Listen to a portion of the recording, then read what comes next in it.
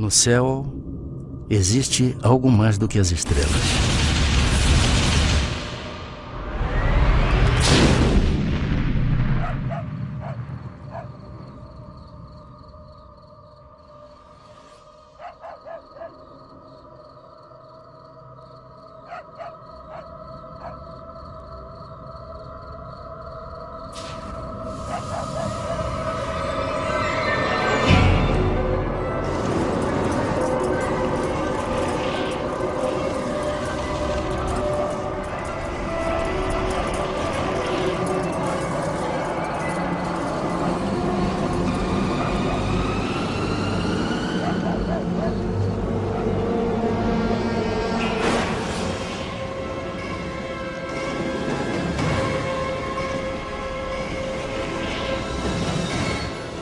Eles eram recebidos por um feixe de luz e que impedia que eles movimentassem qualquer parte do músculo, até para pedir socorro. E que, a partir daí, a dor se tornava insuportável e eles eram tomados de profunda fraqueza, como se eles estivessem sendo dopados. Outros moradores da região também veem a luz misteriosa e são atacados por ela. Correu a vizinha. Eu, hein? Vou dormir aqui embaixo. Brisa lá em cima, essas coisas de mosquito. Ó, amanheceu, a gente pega o rumo. Precisa chegar cedo em Alcântara. E aí, Zé? Vai dormir no cafofo? Vou arrumar meu campo por aqui. Precisando de um bom descanso hoje. Esse dia é cansativo. Esse foi. Até amanhã. Eu vou prender a ânfora. Até amanhã. Boa noite. Vocês guardaram o peixe, gente? Eu guardei tudo, já. Olha lá, hein? Se ele te acordar, me chama. Tu é moído. Ai, que é bravo.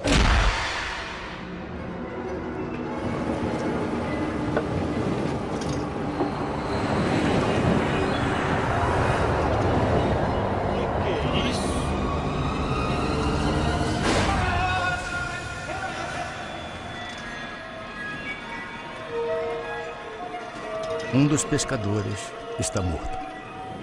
O que me chamou a atenção é que quando eu atendia uma pessoa de uma localidade chamada Ariri e uma de uma localidade chamada Candeuba, elas eram distantes mais de 100 quilômetros.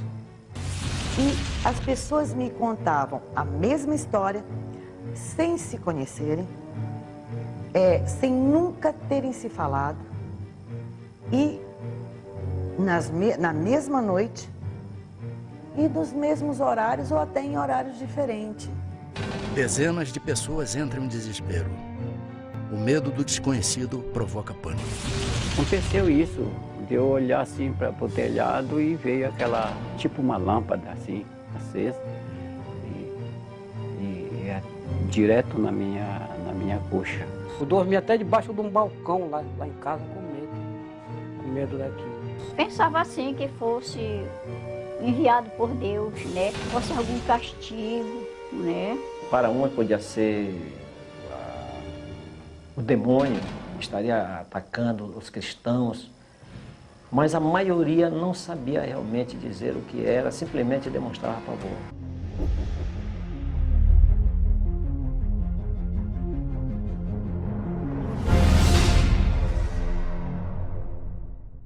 Boa noite. O Linha Direta Mistério continua a série de reportagens sobre fatos estranhos que desafiam especialistas e provocam medo. Hoje você vai conhecer uma impressionante história sobre discos voadores, numa região formada por 20 municípios, conhecida como Salgado, no litoral do Pará, no norte do Brasil. Tudo começou com uma luz no céu.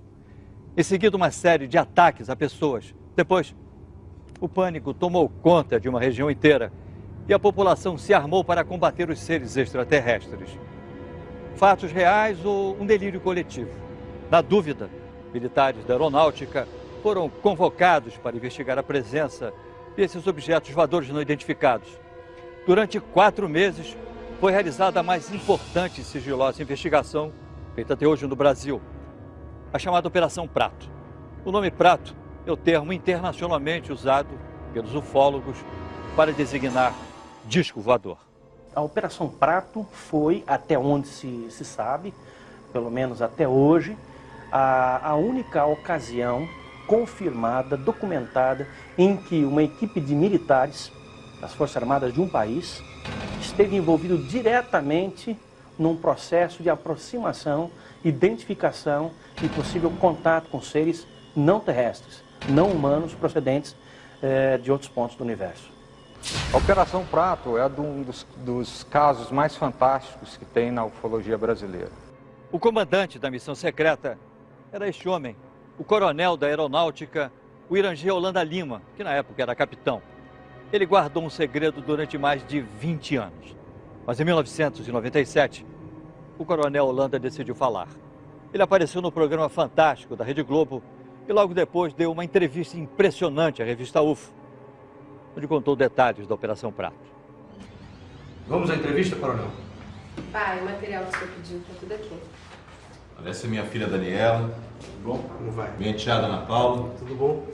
Eles são Marco e Ademar, que são ufólogos. Só por curiosidade, coronel, por que o senhor resolveu falar só depois de tanto tempo?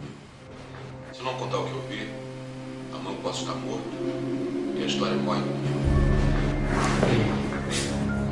O envolvimento com a Operação Prato, ela começou com a informação dada pelo prefeito da região onde estavam ocorrendo essas coisas.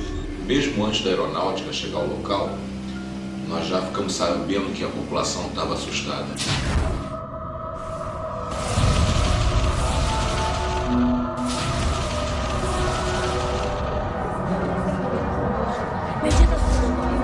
O clima era de pânico.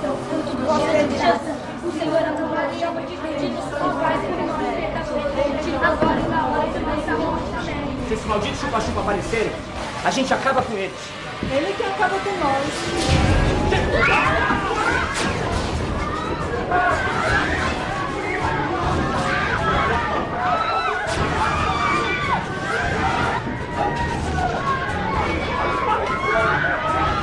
Qualquer buraquinho que tivesse, aquela luz passava e atingia a pessoa. E a arma nossa aqui, já sabe que é pau, pedra, uma espingarda carregada pela boca.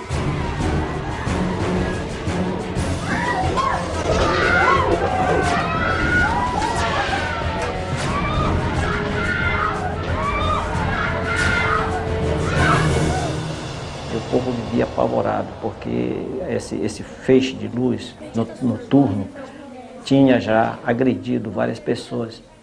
A comunidade toda se amontoava em 3 casas apenas. Ficavam rezando, às vezes cantavam algumas canções religiosas. As pessoas em pânico, a unidade de saúde de Colares virou quase que um pátio dos milagres. Depois dos ataques a moradores, a única médica da região, doutora Velaide, tenta dar conta de tantos feridos. Doutora, ela não fala, ela não consegue andar. E vocês são de onde? Nós somos de Candeuva, doutora. A senhora vai salvar a minha mulher, doutora? Olha ela aí, ó. Você fica a mais de 100 quilômetros daqui. Olha só, olha pra isso, dona Velaide, o que é isso? Maria, vai lá pra frente atender as outras pessoas. Deixa que eu cuido dela, deixa que eu dou uma olhada. Essa luz, essa incidência vinha nas mulheres, preferentemente nas mulheres, no seio esquerdo. Elas eram longilíneas, retas, extensas e largas, como se algo tivesse chapado. Existiam sempre 2 orifícios paralelos e que você apertava e não desapareciam e ficavam elevadas, como se 2 agulhas tivessem penetrado. Que as queimaduras de uma pessoa necessitam de aproximadamente 96 horas para que a pele entre em necrose, fique enegrecida e entre em necrose. Só que as queimaduras que eram feitas nas pessoas, a necrose era imediata. Realmente eu fiquei espantado de ver o que eu vi naquelas pessoas. O que seria o resultado da atividade dessas luzes, que eles chamavam de chupa-chupa. E virou chupa-chupa, por causa desse chupando o sangue, chupa-chupa. Dezenas de famílias deixam a cidade, inclusive algumas autoridades. A médica, o prefeito e o padre decidem ficar. Não posso fazer mais nada. Não, se eu fosse vocês, eu também ia embora daqui o mais urgente possível. Com licença. Com licença, a população de Colares foi tomada por uma crise talvez assim de pânico e a cidade entrou num processo de esvaziamento. O medo era de chegar a um ponto de nós não termos mais medicamentos, alimentos a gente já não tinha, porque ela estava caminhando para um verdadeiro caos. E o que foi feito, coronel? Bom, a primeira providência foi mandar um grupo da aeronáutica ao local, tá? Para restaurar a ordem. E o senhor estava entre eles? Não. Nessa primeira fase, eu estava em outra operação.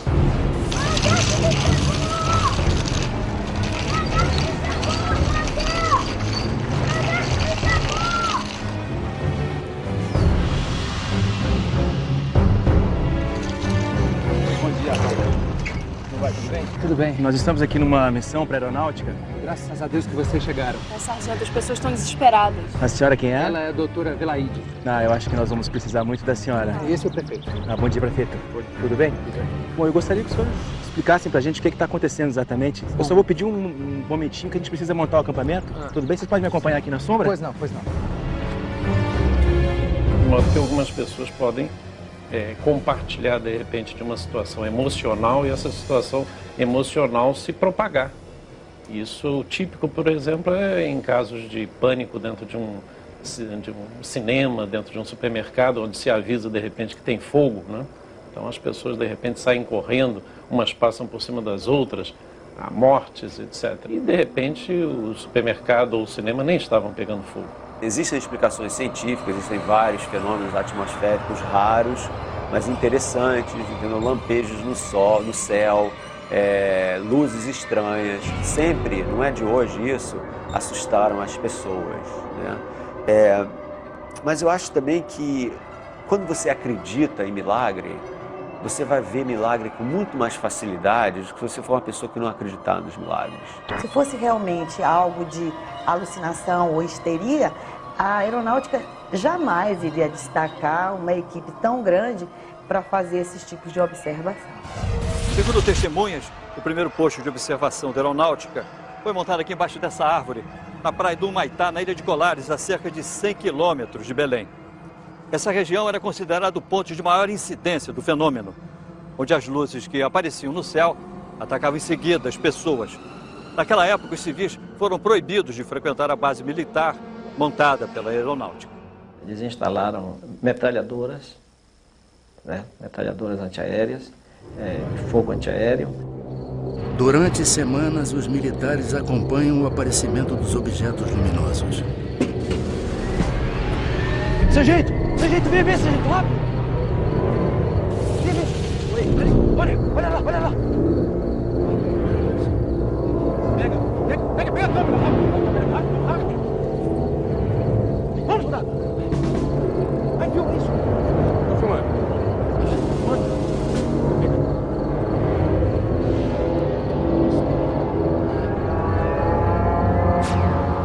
Tem 20 anos que eu converso com pessoas que dizem que têm contatos com seres, né, que se dizem extraterrestres, né?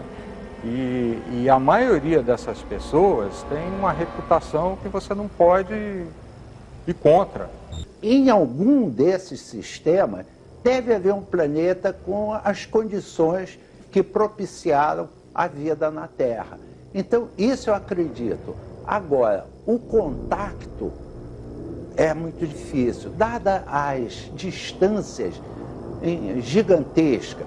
Você pode ir para um outro planeta, vamos dizer, a 50 anos-luz de distância daqui, né, e tem lá umas bactérias, uns protozoários, né, uns vírus de alguma forma, que não tem nada a ver com vida inteligente, né? Só o fato de você ter vida não significa que você venha a ter vida inteligente. Então como é que o senhor se envolveu com a Operação Prato? Não se chamava Operação Prato. Esse nome fui eu que dei depois. Vamos combinar que se a missão era secreta, Operação Disco Voador ia ser óbvio demais, né? Então o senhor foi para a Amazônia e... Naquela época eu ainda era capitão. Eu chefiava o Paraçá, um serviço de resgate na selva.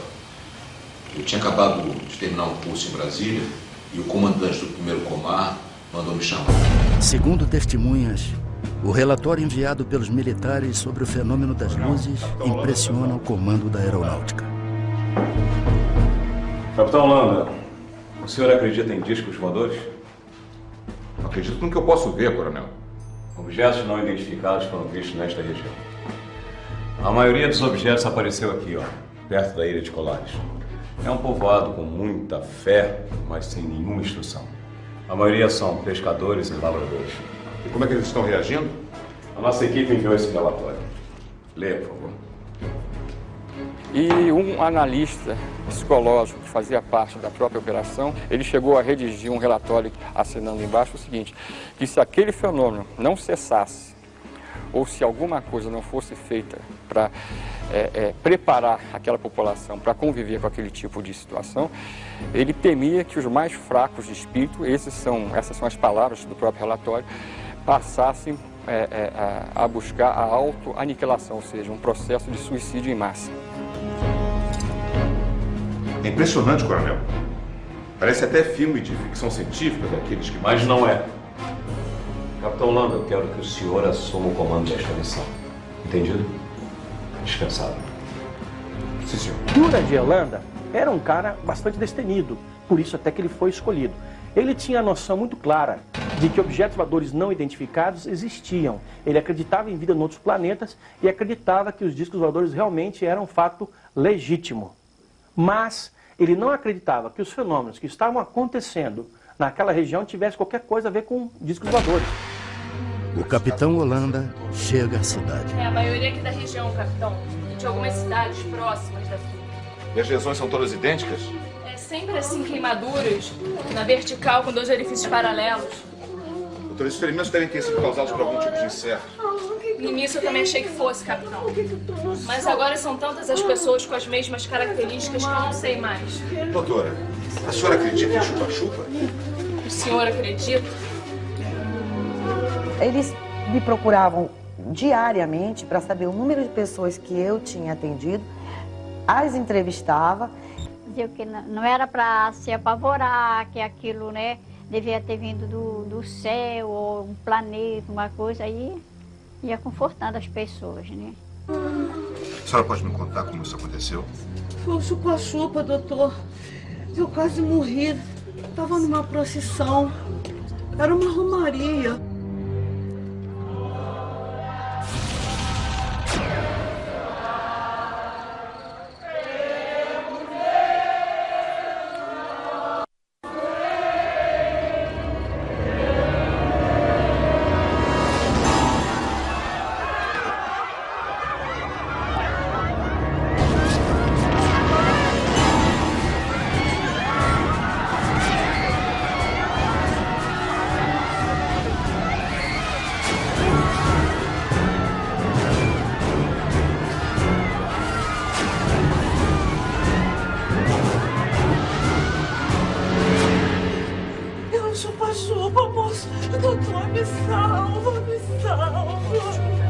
Os sargentos que estavam na operação, eles brincavam muito comigo porque eu sempre dizia que não acreditava naquilo.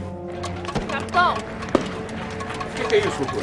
O povo acende fogueiras e grita para se defender. Eles acham que assim estão espantando os discos voadores. Bobagem, não há nenhum disco voador. Olha, capitão, eu não estaria tão certo disso, hein? Eu só vou ficar convencido quando uma nave passar por cima da minha cabeça.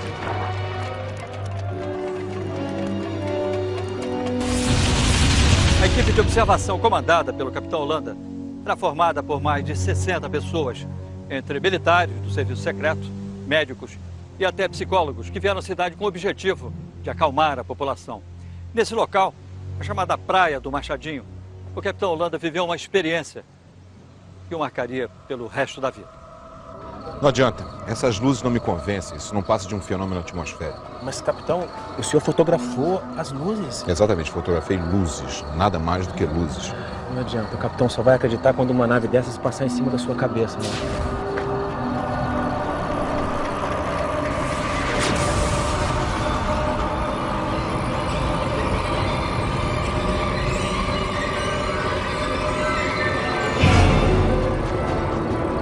Estava em cima de nós um objeto muito grande, acredito que uns 30 metros de diâmetro, forma discoide, preto.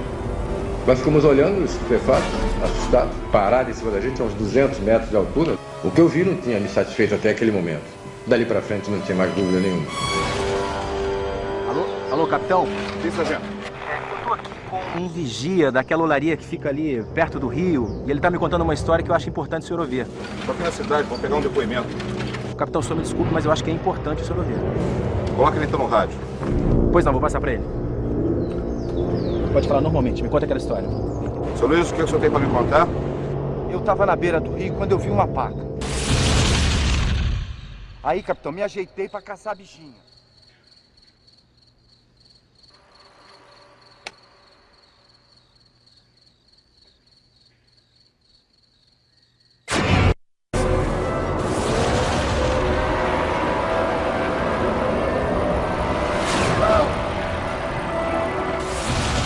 Será que o senhor pode levar até o local onde o senhor viu essas luzes?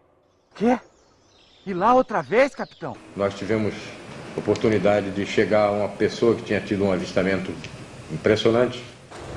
Os agentes entraram para tomar um café e comer uma bolacha, alguma coisa lá, antes de entrar no barco para a gente ir para a missão. E eu, como chefe da missão, não podia me dar essas mordomias. Eu fiquei olhando fora, vendo o ambiente.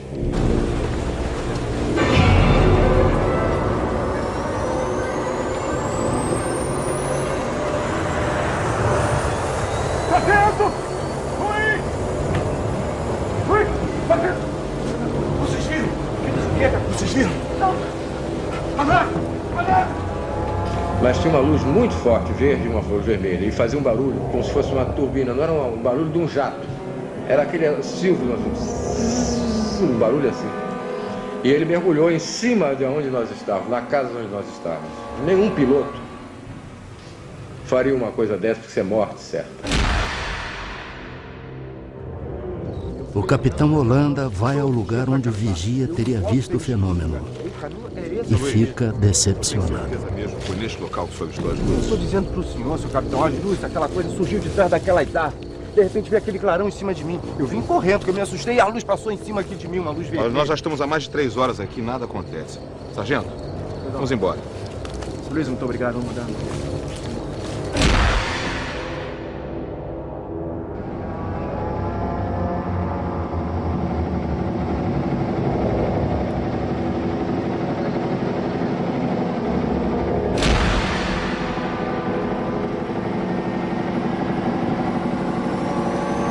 Ali, capitão. Olha lá na frente, capitão, ali.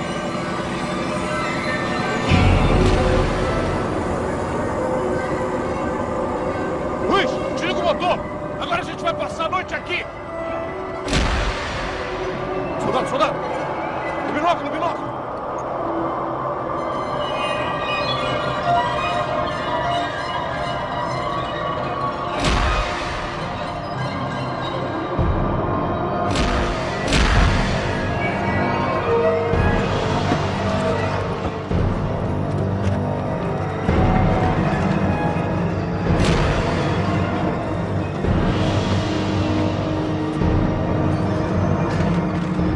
Tivemos a oportunidade de filmar um objeto pairando e dela saindo umas luzes pequenas que nós chamávamos de desova. Mas voavam numa velocidade, entravam na mata, tiravam rasante, coisas fantásticas. Brincavam conosco, a verdade é que eles brincavam conosco. Se eles chegassem até aqui, depois de tamanha viagem, tamanho custo, o menos que eu esperaria é que eles fiquem brincando.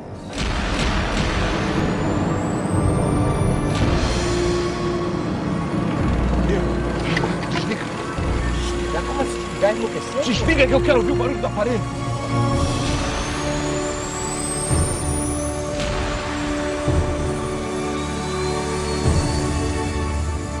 E ficou na nossa frente uma coisa assustadora, um objeto muito grande.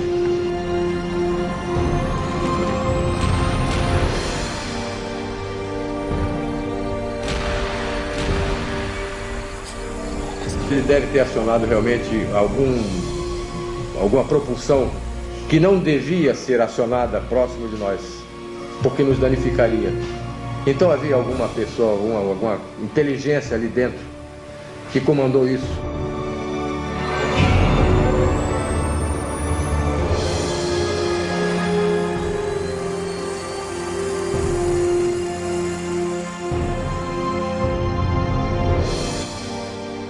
e disparou com uma velocidade incrível para o firmamento e sumiu no meio das estrelas. Existem centenas de bilhões de outras galáxias, então eu sempre brinco que existe mais estrela no universo do que grão de areia na praia de Copacabana, sabe? Então você pega um punhado de grãos de areia e você fala, isso tudo aqui é estrela espalhada pelo universo, né? Só que até o momento não existe absolutamente nenhuma prova concreta de que nós fomos visitados por uma outra civilização inteligente.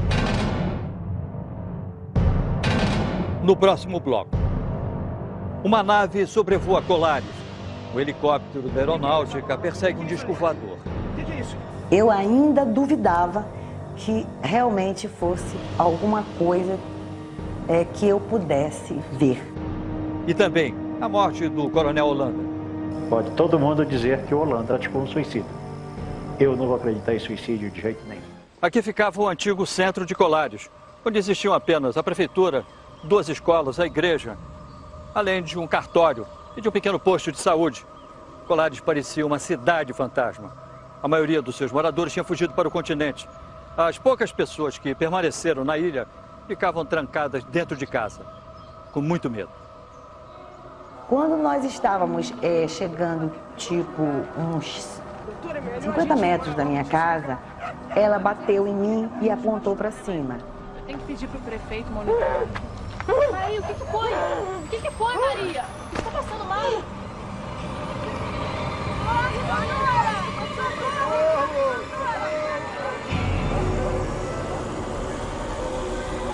E vi um objeto, mas tão próximo,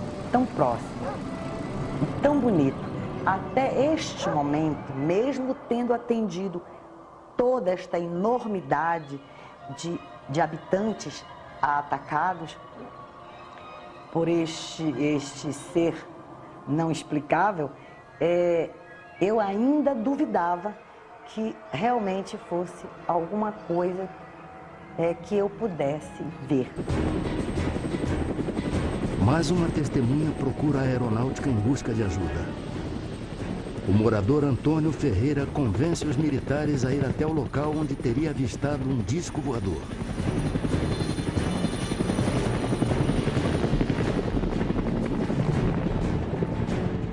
Ele vinha naquela direção. Ok, está indo já. Vamos lá, vamos nessa direção que ele está falando aí. É um voo rumo ao desconhecido. Ele vinha naquela direção. Já entendi. Está indo pra lá. Aqui na frente. O que é isso? E de repente uma surpresa. O que é isso? O que é isso? Está acontecendo aqui? O que está acontecendo? A aproximação com a nave provoca uma pane no helicóptero, mas os militares conseguem retomar o controle do aparelho. E na hora o piloto explicou por que o helicóptero começou a descer? Ele explicou devido à nave que paralisou. A jet toda parou, só funcionou a hélice de cima. Nós viemos baixando. Quando ele viu que nós viemos se aproximando do chão, ele rodou e acionou outra alavanca e funcionou. Segundo os ufólogos, num relatório para a aeronáutica, o capitão Holanda se rende às evidências. Ele chega a desenhar as formas de vários objetos voadores não identificados e garante que eles sobrevoam os céus do norte do Brasil. Em torno de 9 formas, 9 ou mais, pouco mais. Está tudo escrito, tudo desenhado, tudo fotografado no relatório. Fotografia, mais de 500. E filmes foram feitos 4. Um era da Força Aérea, da FAB. Não é um material cunhado por um ufólogo civil, alguém que seja um entusiasta disso. Não, isso foi cunhado, isso foi registrado à moda militar, com todo o rigor necessário.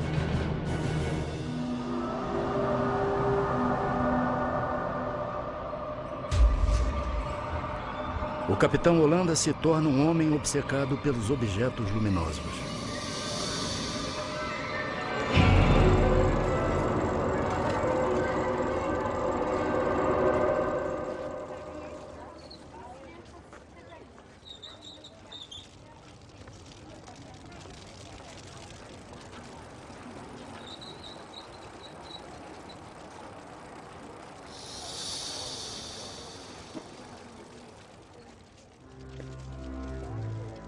É difícil uma pessoa passar por tudo que passou sem ter se modificado interiormente profundamente. Segundo o comandante Ubiratã Pinon, amigo do capitão Holanda, a aeronáutica o chamou para o fim da operação. Eu creio que nós deveríamos... Boa tarde, senhores. Boa tarde, capitão. Os senhores leram o meu último relatório? Lemos, capitão. Incrível, não? A nave pousou quase em cima da embarcação. Capitão, a Operação Prato acabou. Acabou? Acabou? Mas nós fizemos descobertas extraordinárias, brigadeiro. A aeronáutica não está mais interessada nesta operação. Tragam seus homens de volta. Nós já temos outra função para o senhor. Mas nós estamos prestes a fazer contato com os extraterrestres. A Operação Prato está oficialmente suspensa, capitão. Ouviu bem? Sim, senhor. Com licença. E o que é que a aeronáutica vai fazer com todas essas informações? Capitão, nada o impede de continuar investigando sozinho. É exatamente isso que eu vou fazer agora. Com licença. A FAB parou por 4 meses e a operação ela mandou parar. Aí nós continuamos. Eu continuei. Segundo testemunhas, em março de 1978, os fenômenos pararam de assombrar o litoral paraense.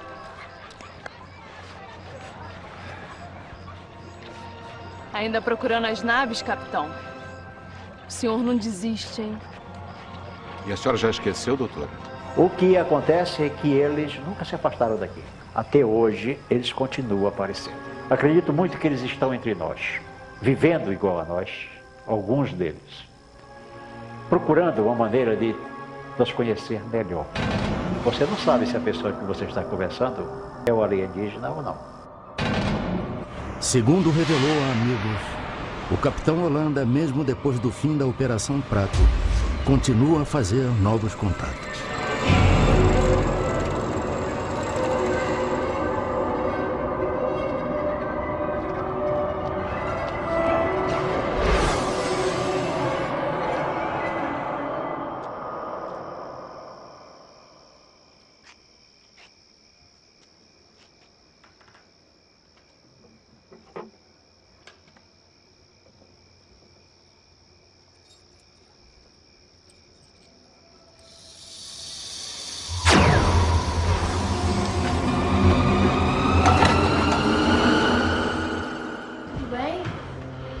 Eu acho que tem que ter uma... Deixa eu ver agora aqui. A presença de um extraterrestre, a gente vê um ET e a gente poder trazê-lo aqui para entrevistá-lo. Aí a gente vai acreditar realmente. Mas isso não quer dizer que a vida extraterrestre não seja possível. É possível. Hoje, nas noites de Colares, só vemos estrelas. As poucas pessoas, na época, foram vítimas do fenômeno, que ainda moram por aqui, dizem que as marcas de queimadura sumiram com o tempo. O coronel Holanda manteve a sua missão em segredo até 1997. Aí então ele resolveu dar uma entrevista e contou tudo o que sabia. Coronel, e o que foi feito de todo esse material?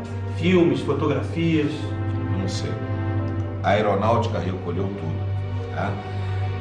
Tudo foi encaminhado, foi entregue ao comandante, de lá encaminhado ao comando em Brasília. Eu não sei realmente onde está.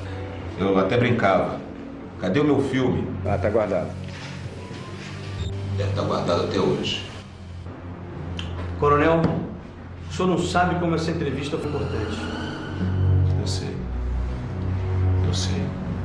Os ufólogos costumam dizer que a aeronáutica tem arquivos secretos sobre extraterrestres, sobre objetos voadores não identificados. Existe mesmo isso? Não, isso é objeto de ficção. Na realidade, não existe isso. A Força Aérea tem até um documento dizendo como os seus militares devem reagir em caso de um possível contato. E como deve ser o contato com a imprensa. E a primeira coisa que se fala, ó, negue. Eu fiz parte da comissão sigilosa do governo brasileiro.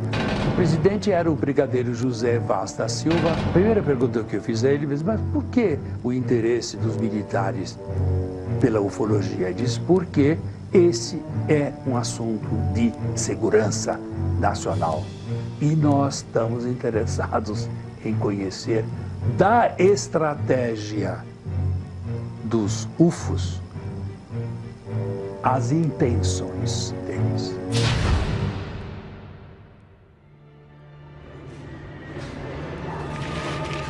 Pai, vem ver o filme com a gente. Pai, você tá bem?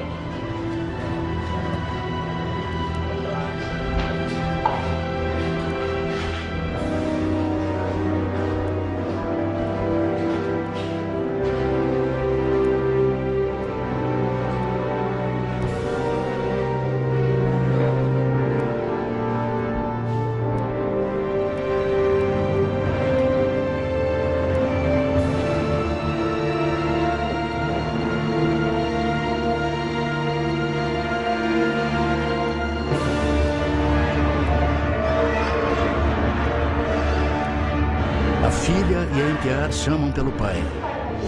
Ele se enforcou com o cordão do roupão dele. Ele amarrou numa parte alta da cabeceira da cama. Ele vinha sofrendo um processo depressivo que periodicamente se estabelecia de maneira mais acentuada há muitos anos.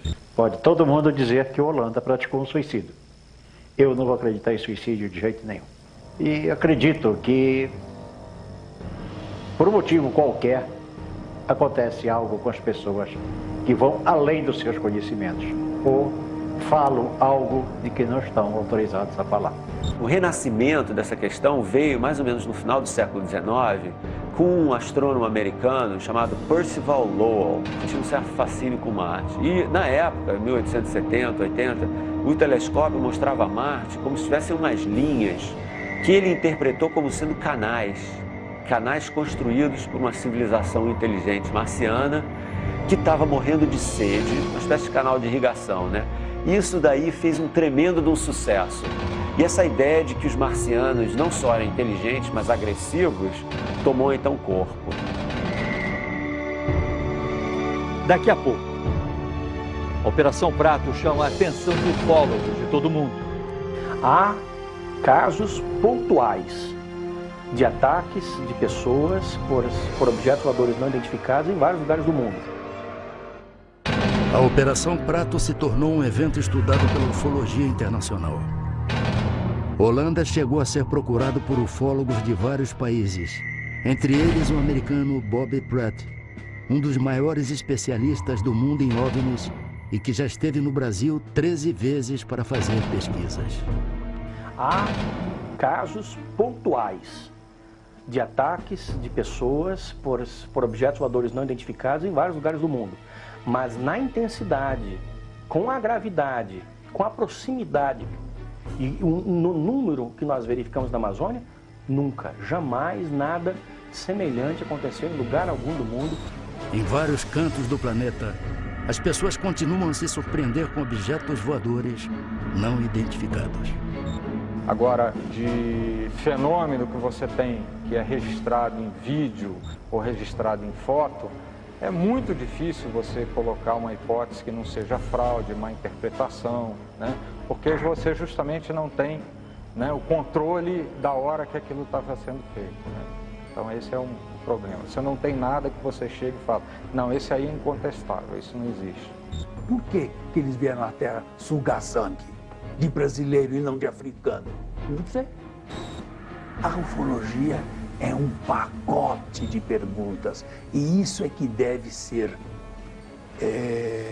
levado a conhecimento das novas gerações, porque nós temos excelentes jovens superdotados. Nós adoraríamos ter contato com uma civilização extraterrestre, porque nós somos justamente as pessoas que gostam do mistério, de explorar o desconhecido. Então, quando vem essa grande surpresa, né, das descobertas, para nós é o máximo, né?